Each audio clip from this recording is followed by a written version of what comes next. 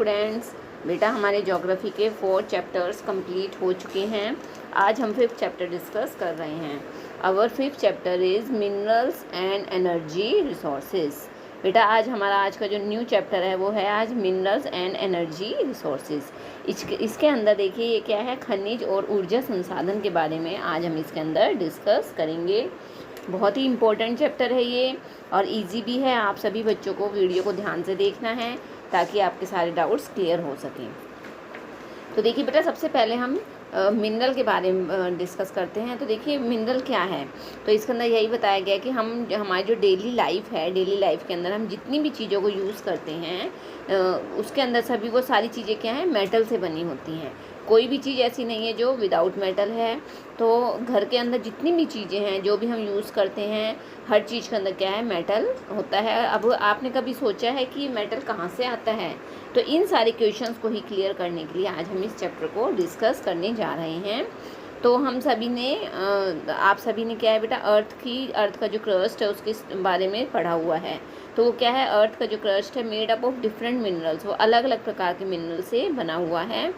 और जो अलग अलग प्रकार के जो मिनरल्स हैं are extracted from these minerals various metals.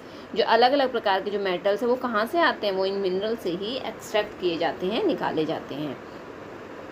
जो मिनरल्स हैं वो हमारे लाइफ का एक बहुत ही इम्पोर्टेंट पार्ट है। हम ऑलमोस्ट हम जितनी भी चीज़ें हम अपनी डेली लाइफ के अंदर यूज़ करते हैं उन हर चीज़ के अंदर क्या है, मेटल होता है, मिनरल होता है। जैसे मतलब छोटी सी पिन से लेकर, एक सुई से लेकर, और अगर हम बड़े बड़े जहाज़ की बात करते हैं, शिप्स की बात करते हैं, तो हर चीज़ क्या है, मिनरल से ही मिलकर बनती है। बिना मिनरल के कोई भी चीज़, आप अपने घर के अंदर जितनी भी चीज़ें हैं हर चीज़ को देख लीजिए, हर चीज़ में मेटल और मिनरल पाया जाता है। तो इसमें एग्जांपल भी दिया गया है, जैसे रेलवे लाइन है, रोड्स के जो रोड्स बनाए जाते हैं, जितनी भी मशीन्स होती हैं, कार, बस, ट्रेन, एरोप्लेन, और कोई भी जो चीज़ है, मतलब अर्थ के ऊपर जितनी भी चीज़ें, वो हर चीज़ क्या है, उसके हर चीज़ के अंदर क्या पाया जाता है, मिनरल पाया जाता है। तो और इवन जो हम खाना खाते हैं उस खाने के अंदर भी क्या है, मिनरल्स होते हैं। तो हर प्रकार की जो चीज़ें हैं, हम अपनी लाइफ के अंदर जिन भी चीज़ों को यूज़ करते हैं हर प्रकार की चीज़ के अंदर मिनरल पाए जाते हैं। आगे देखिए बेटा, all living things need mineral. जितनी भी लिविंग थिंग्स हैं उन सभी चीज़ों क्या मिनरल्स की आवश्यकता होती है। बिना मिनरल्स के कोई भी जो लिविंग बीइंग्स हैं, लिविंग थिंग्स हैं, हर चीज़ को मिनरल की ज़रूरत है। उसके बिना क्या हमारी लाइफ, विदाउट मिनरल्स हमारी लाइफ क्या है, आगे नहीं बढ़ पाएगी आगे। तो हर प्रकार की चीज़ के लिए, हर अपनी लाइफ को आगे स्मूथली रन करने के लिए हमें क्या है, मिनरल्स की आवश्यकता होती है। तो जो हम मतलब हमारा जो डेली का, although our mineral intake represents only about 0.3% of our total intake of nutrients. हालांकि जो हम जितना भी पौष्टिक मतलब जो भी हम खाना खाते हैं या जो भी हम चीज़ लेते हैं उन सभी के अंदर क्या है, केवल ओनली 0.3% क्या होता है, मिनरल का पार्ट होता है। लेकिन ये 0.3% भी क्या है, बहुत ही ज़्यादा इम्पोर्टेंट होता है हमारी बॉडी के लिए, हमारे शरीर के लिए बहुत ज़्यादा इम्पोर्टेंट होता है। इसके बिना क्या है, हमारी बॉडी प्रॉपर वर्क नहीं कर पाती है। अब देखिए, अब हम इतनी देर से मिनरल कर रहे हैं, बट बेटा मिनरल है क्या? तो नेक्स्ट टॉपिक क्या है हमारा, व्हाट इज़ मिनरल। तो अब हम इसका नाम यही पढ़ेंगे, जो मिनरल है वो है क्या, मिनरल किसे कहा जाता है। इसे हिंदी में खनिज बोला जाता है। तो खनिज क्या है, तो देखिए इसके अंदर जो बड़े बड़े जो जियोलॉजिस्ट हुए हैं, जो भूवैज्ञानिक हुए हैं, वो क्या बताते हैं, इन्होंने मिनरल को देखिए कैसे डिफाइन किया है, homogeneous naturally occurring substance with a definable internal structure. तो देखिए मिनरल क्या है, मिनरल को उन्होंने किस रूप में परिभाषित किया है, क्या बताया उन्होंने, उनके अनुसार एक प्राकृतिक रूप से विद्यमान समरूप तत्व है। जो खनिज है या जो मिनरल है वो प्राकृतिक रूप से प्राप्त हुआ है हमें, और एक ऐसा तत्व है, एलिमेंट है, जिसकी एक निश्चित आंतरिक संरचना होती है, जिसका एक डेफिनेट स्ट्रक्चर होता है। तो जो मिनरल्स होते हैं are found in varied forms in nature. ये प्रकृति के अंदर क्या है बेटा, अलग अलग रूपों के अंदर पाए जाते हैं। तो इनके अंदर जो ये अलग अलग इसके टाइप्स होते हैं उसके अंदर देखिए जो अलग अलग रूप होते हैं उसके अंदर एग्जाम्पल के दिया गया हार्डेस्ट डायमंड, मतलब कठोर हीरे से लेकर सॉफ्टेस्ट टाल्क, यानी कि टाल्क होता है चूना, जो चूना होता है वो बहुत सॉफ्ट होता है। तो मतलब जो मिनरल्स होते हैं वो बहुत हार्ड से लेकर सॉफ्ट तक हर प्रकार की वैरायटी के अंदर पाए जाते हैं। तो इन सभी के अंदर इतनी वैरायटी, इतनी विविधता क्यों होती है, वाई? तो हम इसके बारे में अब आगे देखते हैं। यहाँ तक समझ में आ गया? अब आगे चलते हैं बेटा, आगे चलिए। अब आगे देखिए, अब आप सभी ने क्या है बेटा, रॉक्स के बारे में पढ़ा है। जो चट्टानें होती है बहुत ही कठोर होती है, बहुत ही हार्ड होती हैं। And rocks are combination of homogeneous substances called minerals. और जो चट्टानें होती है वो खनिजों, मतलब जो चट्टान है वो भी क्या है, किसका कॉम्बिनेशन है, वो मिनरल्स का ही कॉम्बिनेशन होता है। उसके अंदर अलग अलग प्रकार के सब्सटेंस पाए जाते हैं, उसके तत्व पाए जाते हैं, किसके, मिनरल्स के। इन्हें ही मिनरल्स कहा गया है। तो कुछ जो मिनरल्स होती हैं वो intense limestone consist of single mineral only. कुछ मिनरल्स, कुछ रॉक्स के अंदर तो केवल एक ही मिनरल होता है, लेकिन बट जितनी भी मिनरल्स होते हैं उनके अंदर क्या है, बहुत सारे जितनी भी रॉक्स होते हैं उन सभी रॉक्स के अंदर बहुत सारे मिनरल्स कंटेन होते हैं, बहुत सारे मिनरल्स पाए जाते हैं। आज तक लगभग 2000 मतलब 2000 से भी अधिक मिनरल्स को आइडेंटिफाई किया जा चुका है। लेकिन रॉक्स के अंदर सारी वैरायटी नहीं पाई जाती, इनके अंदर से कुछ वैरायटी ही चट्टानों के अंदर पाई जाती हैं, रॉक्स में पाई जाती हैं। और इसके अलावा a particular mineral that will be formed from a certain combination of elements and depends upon the physical and chemical conditions। और जितने भी जो खनिज होते हैं, मिनरल्स होते हैं, इन सब का क्या है, ये एक निश्चित इनका योग होता है, इसमें निश्चित तत्व होते हैं। और इन तत्वों का जिस समय निर्माण होता है, इनका फॉर्मेशन होता है, तो उस समय इनके अंदर भौतिक और रासायनिक जो फिज़िकल और केमिकल कंडीशंस होती है वो भी इसके ऊपर मैटर करती हैं। अब देखिए बेटा, study of minerals by geographers and geologist. जो जोग्राफर्स होते हैं यानी कि जो भूगोल वेता होते हैं, और जो जियोलॉजिस्ट यानी कि जो भूवैज्ञानिक होते हैं, वो मिनरल्स को कैसे वेरीफाई करते हैं, उनका कैसे अध्ययन करते हैं, उनकी कैसे स्टडी करते हैं। तो देखिए इन दोनों के अंदर डिफरेंस बताया गया है। तो जो जोग्राफर्स होते हैं, जो भूगोल वेता होते हैं, उनको क्या है बेटा, अर्थ के क्रस्ट के बारे में नॉलेज लेनी होती है। तो उसके लिए क्या है, वो distribution of minerals resources and economic activities of interest to geographer. तो जो जोग्राफर्स होते हैं वो तो क्या है, उन्हें तो सिर्फ अर्थ के क्रस्ट की नॉलेज लेनी होती है, तो उससे रिलेटेड जो जो मिनरल्स होते हैं वो उनके बारे में नॉलेज गेन करते हैं। बट जो जियोलॉजिस्ट होते हैं, जो भूवैज्ञानिक होते हैं, जिनको क्या है, जो मतलब वो क्या है, बिल्कुल डीपली उसकी हर प्रकार के हर पॉइंट का क्या है वो डिस्कस करते हैं।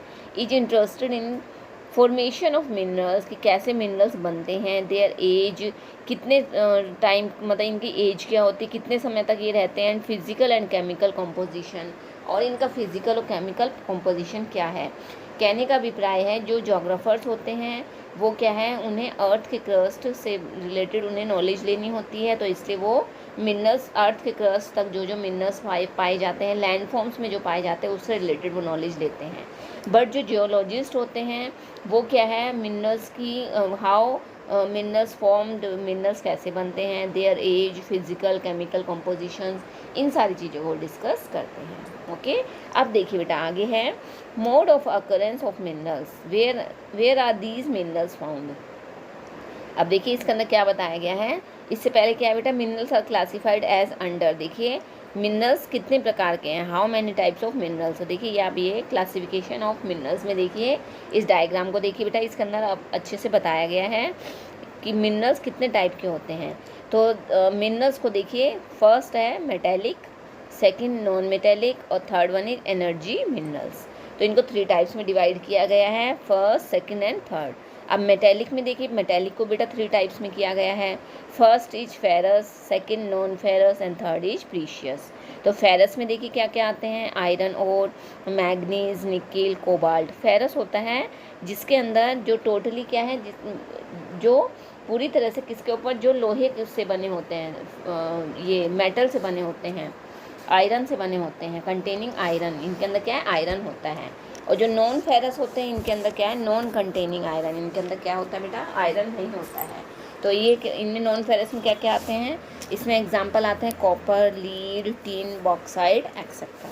और थर्ड होते हैं बेटा, मेटल में ही थर्ड होते हैं प्रीशियस, जो बहुत ही कीमती होते हैं, प्रीशियस होते हैं। इसमें जैसे गोल्ड, सिल्वर, प्लैटिनम, ये तीनों किस में आते हैं? प्रीशियस में आते हैं। तो ये सारा पोर्शन क्या कहलाता है बेटा? मेटल का है। मेटालिक में फेरस, नॉन फेरस और प्रीशियस। सेकंड आता है नॉन मेटालिक। नॉन मेटालिक में देखिए जिसके अंदर मेटल बिल्कुल भी नहीं होता है, तो इसमें क्या क्या आता है? Mica, salt, potash, sulphur, granite, limestone, marble, sandstone और एटसेट्रा। ये सारे पॉइंट्स इसके अंदर आते हैं। And third one is energy minerals. Energy minerals में कौन कौन से आते हैं? Coal, petrol, natural gas. ये सारे किस में आते हैं? एनर्जी मिनरल्स के अंदर आते हैं। तो ये बहुत ही इम्पोर्टेंट है। क्लासिफिकेशन ऑफ मिनरल्स आप सभी बच्चों को अच्छे से करना है इसको। इसमें यही बताया गया है जो मिनरल्स हैं उनको कितने पार्ट के अंदर डिवाइड किया गया है। ओके, अब देखिए बेटा आगे है, नेक्स्ट आता है mineral. Where are these minerals found, कि जो मिनरल्स वो कहाँ से प्राप्त होते हैं, कहाँ से आते हैं? तो मोस्टली देखिए minerals are usually found in ores. Ores होता है अयस्क। जितने भी मिनरल्स होते हैं वो अयस्क से ही प्राप्त होते हैं। And term ore is use to describe an accumulation of any mineral mixed with other elements. और इसके अंदर और भी बहुत सारे एलिमेंट्स मिक्स होते हैं। Mineral contents of ore must be in sufficient concentration to make its extraction commercially viable. Type of formation of structure in which they are found determines. अब देखिए बेटा जो जिस टाइप से ये मिनरल्स ओर के अंदर पाए गए हैं उसके according types of minerals generally occur in these form. तो जो मिनरल्स होते हैं वो देखिए किस किस रूप के अंदर पाए जाते हैं। तो सबसे फर्स्ट बताया गया in igneous and metamorphic rocks. Igneous आग्नेय और कायांत्रिक चट्टान के अंदर देखिए जो मिनरल्स होते हैं वो कहाँ पे पाए जाते हैं? वो क्रैक्स, उनकी दरारों के अंदर। क्रीवाइसिस, जो जोड़ होते हैं उनके जॉइंट्स, फोल्ड्स में, जॉइंट्स में, मतलब जो उनके अंदर ये जो इग्नियस और मेटामॉर्फिक रॉक्स के अंदर जो मिनरल्स हैं वो इनके अंदर पाए जाते हैं। And smaller occurrence are called veins. और जो छोटे छोटे जमाव के रूप में जो शिराएँ बन जाती हैं उन्हें क्या कहा जाता है? वीन्स कहा जाता है। And larger are called lodes. और बड़े बड़े जो लेयर्स जम जाते हैं उन्हें लोड्स कहा जाता है। In most cases, they are formed when minerals in liquid, molten and gaseous forms are forced upward through cavities toward the earth surface. और ये देखिए किस प्रकार से बनते हैं कि जब अंदर से क्या है, जब जो अर्थ का जो सरफेस है उसके अंदर से क्या है, जो लिक्विड और गैसीय जो गैशियस फॉर्म होता है उसको क्या है, जब ये अर्थ के सरफेस को तोड़कर जब बाहर आते हैं तो क्या ऊपर आकर ये ठंडे होकर जम जाते हैं और इससे ही क्या है इनका निर्माण होता है। तो इसके अंदर कौन कौन से मेन आते हैं? They are cooled solidified. जब ये ठंडे होकर जम जाते हैं तो क्या है ये किसका मिनरल्स का निर्माण करते हैं। तो मेजर मेटेलिक मिनरल्स कौन कौन से हैं इसके अंदर? जैसे टिन, कॉपर, जिंक, लीड, ये सारे किसमें, ये किससे? वेन्स और लोड से ही प्राप्त किए जाते हैं।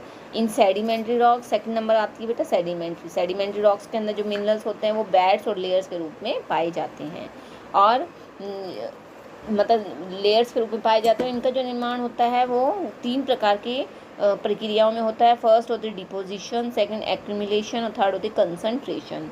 इनको हिंदी में बोला जाता है बेटा निक्षेपण, मतलब जमाव के द्वारा, संचयन और जमाव।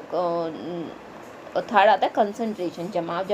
जब ये चीज़ें जम जाती हैं, पहले इनका निक्षेपण होता है, फिर ये बहती हुई बाहर आती है, फिर ये जम जाती हैं, तो इसके द्वारा ही क्या इनका निर्माण होता है। तो इसके अंदर एग्जाम्पल क्या आते हैं? इसमें एग्जाम्पल आते हैं बेटा it include gypsum, potash salt, sodium salt, ये सारे इसके एग्जाम्पल में आते हैं। ये सारे क्या है? इवापोरेशन के द्वारा, जैसे जो बड़े बड़े जो ओशियंस होते हैं उसके अंदर क्या है बेटा, जो सोडियम है, नमक है, बहुत अधिक मात्रा में पाया जाता है। और जब इवापोरेशन के द्वारा जब पानी उड़ जाता है तो क्या वो नमक रह जाता है और वो नमक तैयार किया जाता है। आगे देखिए बेटा नेक्स्ट आता है, नेक्स्ट है बेटा third point is another mode of formation involves the decomposition of surface rocks. Third point के अंदर देखिए बेटा क्या बताया गया है, खनिज के निर्माण की एक अन्य जो विधि होती है वो क्या होती है, मतलब चट्टानों का जब अपघटन होता है तो जब टूटती हैं चट्टानें टूटती हैं तो उसके द्वारा भी चट्टानें टूट जाती हैं। तो जो घुलनशील तत्व होते हैं वो क्या है, घुल जाते हैं, मतलब पानी के साथ घुल जाते हैं, जो बची हुई चट्टानें होती हैं वो रह जाती हैं। और इसके द्वारा किसका निर्माण होता है? इसके द्वारा बॉक्साइट का निर्माण होता है। ओके बेटा, ये थर्ड पॉइंट इसमें यही बताया गया है, इसके द्वारा बॉक्साइट का निर्माण होता है। फोर्थ पॉइंट में देखिए certain minerals occur as alluvial. इसके अंदर क्या बताया गया बेटा, इसमें देखिए deposit in sands of valley floors and base of hills, these deposits are called glacier deposits. जब पहाड़ियों के ऊपर या पहाड़ियों के आधार पर या घाटी के तल के ऊपर रेत मतलब जो मिट्टी होती है वो जब जम जाती है तो उसके द्वारा भी उसमें कुछ खनिज पाए जाते हैं। इनके जमने की जो प्रक्रिया होती है उन्हें प्लेसर डिपॉजिट, जो डिपॉजिट की जो प्रोसेस होता है इसे प्लेसर डिपॉजिट कहा जाता है। और इसके अंदर कौन कौन से तत्व होते हैं, कौन कौन से खनिज इसमें पाए जाते हैं, कौन कौन से मिनरल्स हैं इसमें बेटा? गोल्ड, सिल्वर, टिन, प्लेटिनम, ये सारे इसके अंदर इंपॉर्टेंट मिनरल्स आते हैं। और लास्ट आता है ओशियन वाटर, जो मैंने अभी आपको बताया, जो बड़े बड़े समुद्रों का पानी होता है उसके अंदर क्या है, नमक बहुत अधिक मात्रा में होता है। तो जब इवापोरेशन के द्वारा पानी उड़ जाता है तो लास्ट में जो मिनरल्स होते हैं वो वहीं रह जाते हैं। तो उसके अंदर कौन कौन से आते हैं? इसके अंदर सबसे अधिक मैग्नीज नोड्यूल्स भी इसके अंदर, कॉमन जो साल्ट है, मैग्नीशियम है, ब्रोमाइन है, ये सारे किससे? बड़े बड़े ओशियन से ही प्राप्त किए जाते हैं।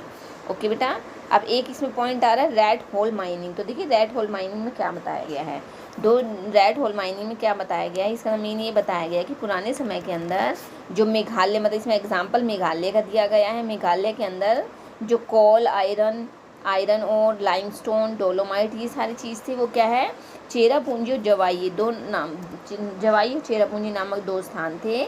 वहाँ पर क्या है, जो लोग थे वो क्या है, मतलब बहुत गहरी टनल बना लेते थे, बहुत ही पतली और गहरी नैरो टनल बना लेते थे, जैसे चूहे का बिल होता है ना उस टाइप से। और तब से ही क्या है, इसका नाम क्या बन गया, रेड होल माइनिंग का नाम इसे दिया गया है। तो ये था बेटा रेड होल माइनिंग के बारे में इसमें बताया गया था। अब आगे देखिए, India is fortunate to have fairly rich and varied mineral resources. Bharat के अंदर क्या है, बहुत अधिक मात्रा के अंदर मिनरल पाए जाते हैं। तो लेकिन क्या है, ये जो मिनरल्स है वो अनइवनली डिस्ट्रीब्यूटेड है, मतलब कहीं पर तो क्या है बहुत ही ज़्यादा हैं, बट कहीं पर क्या है बिल्कुल भी मिनरल्स नहीं पाए जाते हैं। तो मेन मिनरल्स में कौन कौन से आते हैं? कोयल, metallic minerals, mica and many more non metallic minerals. बहुत सारे मतलब अलग अलग प्रकार की चट्टानों के अंदर अलग अलग प्रकार के मिनरल्स पाए गए हैं। तो sedimentary rocks on western and eastern flanks of peninsula in Gujarat and Assam have most of petroleum. Gujarat और असम के अंदर पेट्रोल सबसे अधिक पाया गया है। राजस्थान के अंदर has reserves of many non ferrous minerals, Rajasthan में नॉन फेरस मिनरल्स पाए गए हैं। तो इस प्रकार से अलग अलग एरियाज़ के अंदर अलग अलग प्रकार के मिनरल्स पाए गए हैं। ओके बेटा, आगे अब देखिए, अब हम देखिए जो ये अलग अलग डिस्ट्रीब्यूशन है मिनरल्स का भारत के अंदर, अब हम उसके बारे में अलग अलग डिस्कस करते हैं। तो ये क्या है, ये अलग अलग डिस्कस करके अब हम इसमें देखते हैं। तो देखिए बेटा, इसके अंदर तो सबसे पहले आज हम फेरस मिनरल्स के बारे में पढ़ते हैं। तो देखिए फेरस मिनरल्स के अंदर क्या है, ferrous minerals account for about 3/4 of total value of production of metallic minerals. जो फेरस मिनरल्स है वो मेटेलिक मिनरल्स का लगभग 3/4 भाग प्रोडक्शन करते हैं मेटेलिक मिनरल का। और ये क्या है, बहुत ही ज़्यादा इम्पोर्टेंट होते हैं। तो इसके अंदर देखिए फेरस मिनरल्स के अंदर कौन कौन से इंपॉर्टेंट पॉइंट्स है वो मैं आपको इसके अंदर बताती हूँ। तो फर्स्ट है इसके अंदर बेटा, देखिए फर्स्ट इसके अंदर किसके बारे में बताया गया है। तो देखिए बेटा, सबसे पहले आज हम इसमें आयरन ओर के बारे में पढ़ते हैं। तो आयरन ओर में देखिए, आयरन जो क्या है, किसी भी इंडस्ट्रियल डेवलपमेंट के लिए उसकी बैकबोन का काम करता है। क्योंकि बेटा कितनी भी कोई भी इंडस्ट्री, चाहे वो छोटी सी फैक्ट्री से लेकर बड़ी से बड़ी जो इंडस्ट्रीज़ होती हैं, हर प्रकार की इंडस्ट्री के अंदर क्या है, आयरन का यूज़ होता है। लोहा बहुत ही इम्पोर्टेंट होता है, यह किसी भी इंडस्ट्री का क्या है, बैकबोन का काम करता है। इसके बिना क्या है, कोई भी इंडस्ट्री आगे डेवलप नहीं कर सकती। तो जो इंडिया है, इंडिया के अंदर क्या है, rich in good quality iron. और भारत के अंदर जो अच्छी क्वालिटी का आयरन है वो बहुत अधिक मात्रा में पाया गया है। तो इसके अंदर जो मैग्नेटाइट है is the finest iron ore और with a very high content of iron up to 70%। जो मैग्नेटाइट होता है बेटा, वो सबसे उत्तम क्वालिटी का आयरन बताया गया, जिसके अंदर लगभग 70% लोहांश मतलब आयरन की मात्रा पाई गई है। इसके बाद जो सेकंड नंबर आता है वो किसका आता है, हेमेटाइट का। फर्स्ट है मैग्नेटाइट, सेकंड आता है हेमेटाइट। हेमेटाइट का क्या है, उससे थोड़ा सा लोअर होता है, लेकिन उसके अंदर कितनी होती है, 50 से 60% लोहे की मात्रा पाई जाती है। फर्स्ट है मैग्नेटाइट, सेकंड है हेमेटाइट। ओके बेटा, अब देखिए आगे देखिए,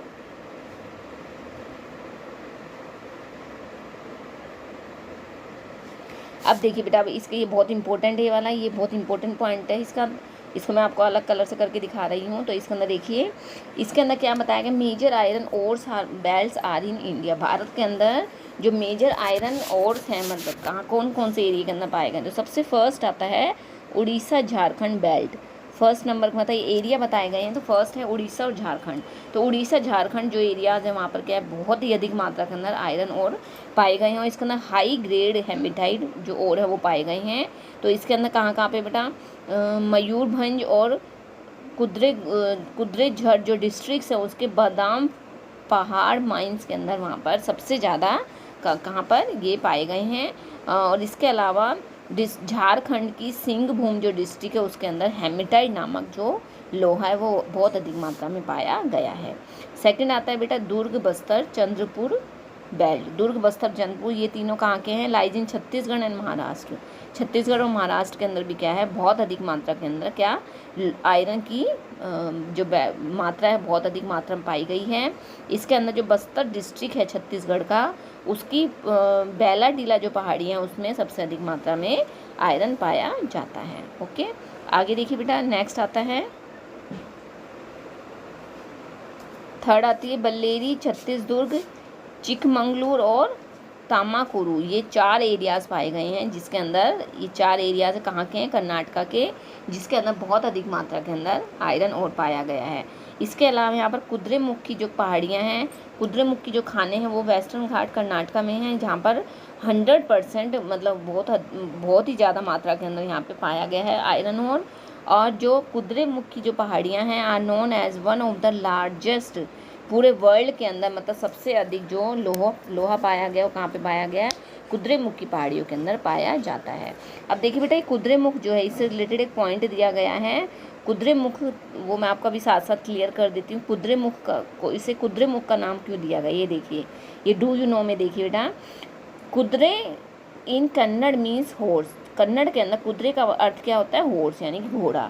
तो जो कर्नाटका के अंदर जो कुद्रेमुख की जो पहाड़ी है उसका जो फेस है वो किससे मिलता है, हॉर्स से मिलता है, तो इसलिए उसका नाम ही क्या रख दिया, कुद्रेमुख।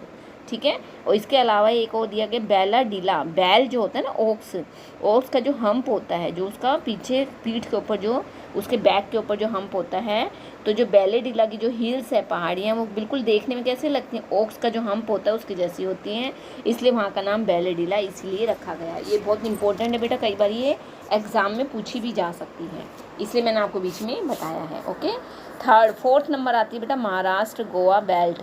महाराष्ट्र और गोवा की बेल्ट में देखिए, इसके अंदर गोवा और रत्नगिरी डिस्ट्रिक्ट है महाराष्ट्र की, ये इसके अंदर सबसे अधिक मात्रा के अंदर आयरन पाया गया है। और हालांकि यहाँ पे जो आयरन और है वो क्या है, नॉट हाई क्वालिटी, वो हाई क्वालिटी का नहीं है, लेकिन फिर भी क्या है, एफिशिएंट है, जो मतलब वहाँ पे क्या है। और जो वहाँ पे मारमा गाँव जो पोर्ट है, मारमा गाँव पोर्ट कहाँ की बेटा, गोवा की है, वहाँ से क्या है आयरन ओर को एक्सपोर्ट किया जाता है। ओके, ये था बेटा किसके बारे में, आयरन ओर के बारे में, बहुत ही इंपॉर्टेंट था। सेकंड आता है मैग्नीज। अब मैग्नीज में देखिए बेटा, मैग्नीज के अंदर देखिए सेकंड पॉइंट है मैग्नीज का। Manganese is mainly use in manufacturing of steel and ferrous manganese alloy. जो मैग्नीज है वो भी क्या है, बहुत ही इंपॉर्टेंट आयरन, वो बहुत इंपॉर्टेंट आपका क्या मेटल है, और जो इसको क्या है मोस्टली स्टील की जो मैन्युफैक्चरिंग है उसके अंदर क्या है इसको यूज़ किया जाता है। तो इसके अंदर देखिए nearly 10 kilogram of manganese is required to manufacture 1 ton of steel. मतलब इसके अंदर मैग्नीज में क्या बताया गया बेटा, इसके अंदर देखिए, तो जो मैग्नीज है, मैग्नीज के अंदर क्या बताया गया है, जो nearly 10 kilogram of manganese 1 ton इस्पात बनाने के लिए लगभग 10 किलोग्राम मैग्नीज की आवश्यकता इसके अंदर पाई जाती आवश्यकता होती है। इसके अलावा जो मैग्नीज है उससे ब्लीचिंग पाउडर, इंसेक्टिसाइड्स और पेंट्स को बनाने के लिए भी मैग्नीज को यूज़ किया जाता है। ओके, आगे देखिए बेटा, ये आपका था बेटा सारा फेरस जो मिनरल्स थे वो इम्पोर्टेंट जो थे वो मैंने आपको करवाए हैं। अब जो इसका रिमेनिंग पार्ट है वो हम नेक्स्ट वीडियो के अंदर करेंगे। आज आई होप आप सभी को समझ में आ गया होगा, फिर भी अगर आपको कोई डाउट रहता है तो बेटा आप मुझसे डिस्कस करोगे। Okay, thank you.